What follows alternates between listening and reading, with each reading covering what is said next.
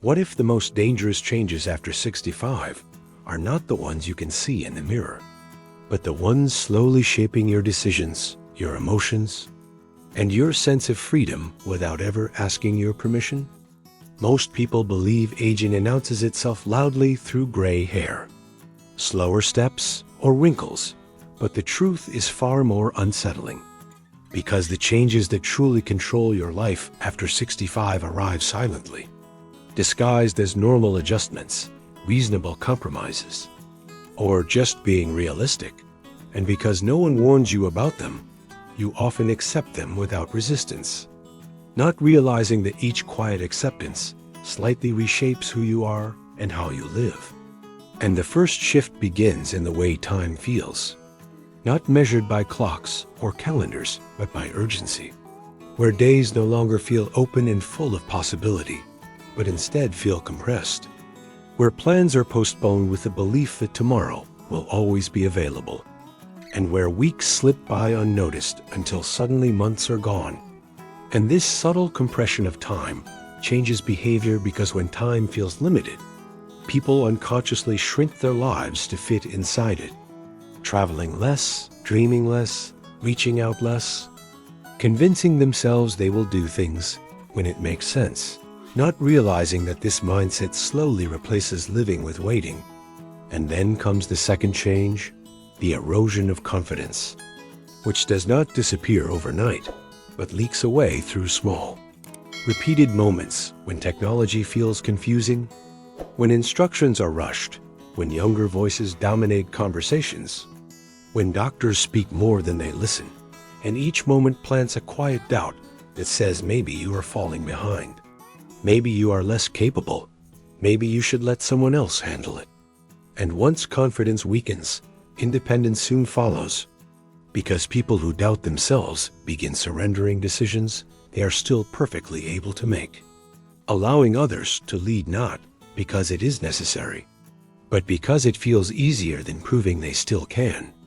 And the third change is the emotional shift of becoming less visible, where rooms feel louder but you feel quieter, where conversations move quickly past your experiences, where stories you lived are treated as outdated instead of valuable, and where even loved ones, often with good intentions, begin to speak for you rather than with you. And over time, this invisibility reshapes identity, because when you are treated as fragile, you begin to feel fragile, and when you are treated as secondary, you begin to step aside without being asked. And then there is the fourth change, the quiet shrinking of your social world, which rarely happens through conflict, but instead through neglect. Unanswered calls, fewer invitations, canceled plans, and the assumption that everyone else is too busy.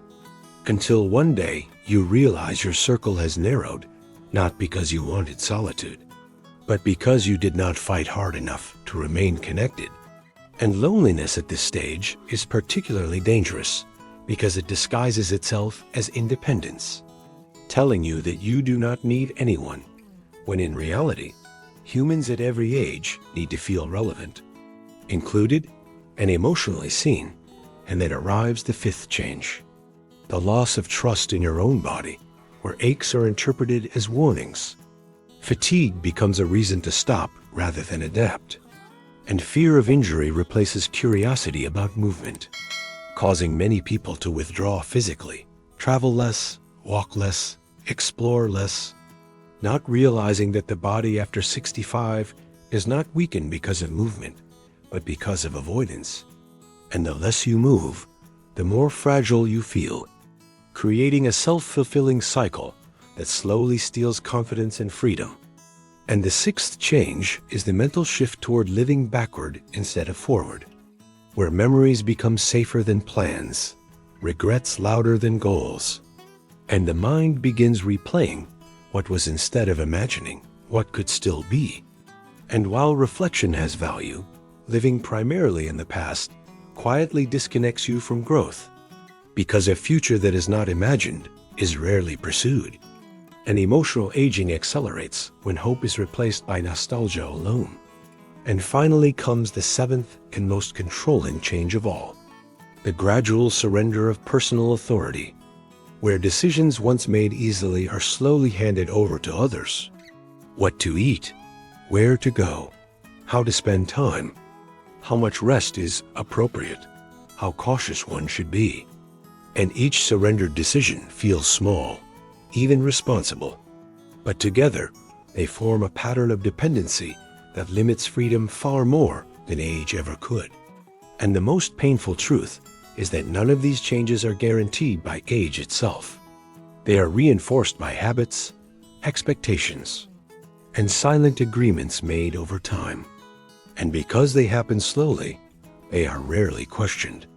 Yet every one of them can be interrupted, challenged, and reversed with awareness and intention. Because aging does not remove your ability to choose. It only tests your willingness to keep choosing. And if you want to reclaim control after 65 rather than quietly losing it, the path forward is not dramatic, but deliberate. It requires deciding something for yourself every single day, no matter how small. Moving your body, even when fear whispers to rest instead. Learning something unfamiliar to remind your mind it is still alive. Planning ahead not because tomorrow is guaranteed, but because hope is a discipline. Speaking up when overprotection feels like dismissal. Reaching out before isolation convinces you not to. Trusting your body enough to keep it engaged with life. And most importantly, refusing to let your age become an excuse for shrinking when it can instead be a source of clarity, courage, and wisdom. Because the people who thrive after 65 are not the youngest, the wealthiest, or the luckiest. They are the ones who remain curious, decisive, slightly uncomfortable, and deeply engaged, who understand that life does not end when you grow older.